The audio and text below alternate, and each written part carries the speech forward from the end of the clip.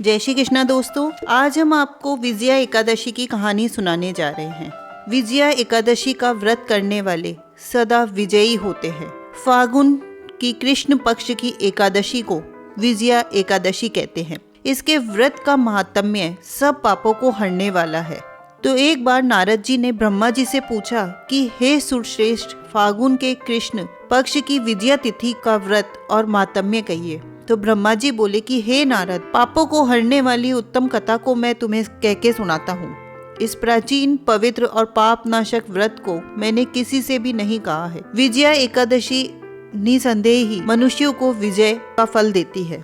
जब रामचंद्र जी ने वनवास के समय सीता और लक्ष्मण के साथ पंचवटी में निवास किया तो सीता को रावण हर कर ले गया। उस दुख से रामचंद्र जी बहुत निराश हुए और बहुत ही दुखी हुए।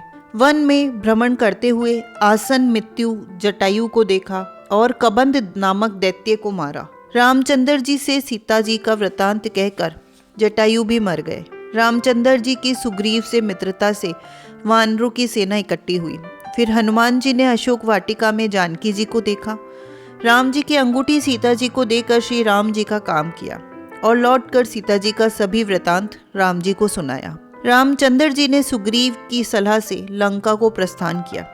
वानरों के साथ समुद्र तट पर जाकर रामचंद्र जी ने समुद्र को देखकर आश्चर्य करने लगे और लक्ष्मण जी से बोले कि हे सुमित्रे, किस युक्ति से इस समुद्र को पार किया जा सकता है, क्योंकि मगर और मछलियों से भरा हुआ यह सागर अथाह जल से परिपूर्ण है। मैं ऐसा उपाय नहीं देखता जिससे सुख से पार जा सके। लक्ष्मण जी बोले कि हे पुराण पुरुषोत्तम, आप आदि देव हैं।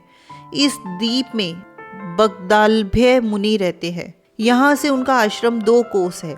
हे राजेंद्र, उन्हीं प्राचीन श्रेष्ठ ऋषि से पूछिए। लक्ष्मण जी के इस सुंदर वचन को सुनकर रामचंद्र जी मुनि के दर्शन के लिए गए। दूसरे विष्णु के समान बैठे हुए मुनि को रामचंद्र जी ने प्रणाम किया। तो रामचंद्र जी को पुराण पुरुषोत्तम जानकर मुनि यह समझ गए कि किसी कारण से इन्होंने मनुष्य देह धारण किया हुआ है। फिर ऋषि बोले, हे राम, तुम कहाँ से आए हो? रामचंद्र जी बोले, हे मुने, मैं लंका जीतने को अपनी सेना लेकर समुद्र तट पर आया हूँ। आपकी कृपा से समुद्र को पार कर सकूंगा। आप कृपा करके उपाय बतलाइए। मुनि बोले, हे राम, मैं सब व्रतों में उत्तम व्रत कहूंगा जिसके करने से तुम्हारी शीघ्र विजय हो जाएगी और राक्षसों सहित लंका को जीतकर विशेष कीर्ति होगी। तुम एकाग्र मन से इस व्रत को करो। फागुन के कृष्ण पक्ष की विजया नाम की एकादशी होती है। उसका व्रत करने से तुम्हारी जीत होगी। वानरों समेत समुद्र को पार कर जाओगे। हे राम, इस व्रत की फलदायक विधि को सुनिए। दशमी के दिन सोना, चांदी, तांबा अथवा मिट्टी का कलश बनवाएं। स्थि मंडल के ऊपर सप्त धान रखकर उसके ऊपर जल से भरा हुआ कलश रखें। उसमें 5 पल्लव रखकर कलश के ऊपर सकोरे में जौ रखें। उसके ऊपर स्वर्ण की बनी हुई नारायण की प्रतिमा को स्थापित करें। एकादशी के दिन प्रातःकाल स्नान करें। कलश के ऊपर नारियल रखकर नारायण की मूर्ति का गंध, धूप, दीप, अनेक प्रकार के नैवेद्य से भक्ति भाव से पूजन करें और दिन को व्यतीत करें। मूर्ति के सन्मुख रात को जागरण करें। द्वादशी के दिन सूर्य उदय होने पर नदी सरोवर में उस कलश को ले जाकर विधि पूर्वक पूजन करें। हे राजेंद्र, मूर्ति समेत उस कलश को विद्वान ब्राह्मण को दे देवें। हे राम, इस विधि से सेना समेत यत्न पूर्वक इस व्रत को करें। इससे तुम्हारी अवश्य विजय होगी। इस वचन को सुनकर रामचंद्र जी ने विधि पूर्वक इस व्रत को किया। इसके करने से रामचंद्र जी की विजय हो गई। हे राजन, इस विधि से जो मनुष्य इस व्रत को करेंगे उनकी इस लोक परलोक में सदा विजय होगी।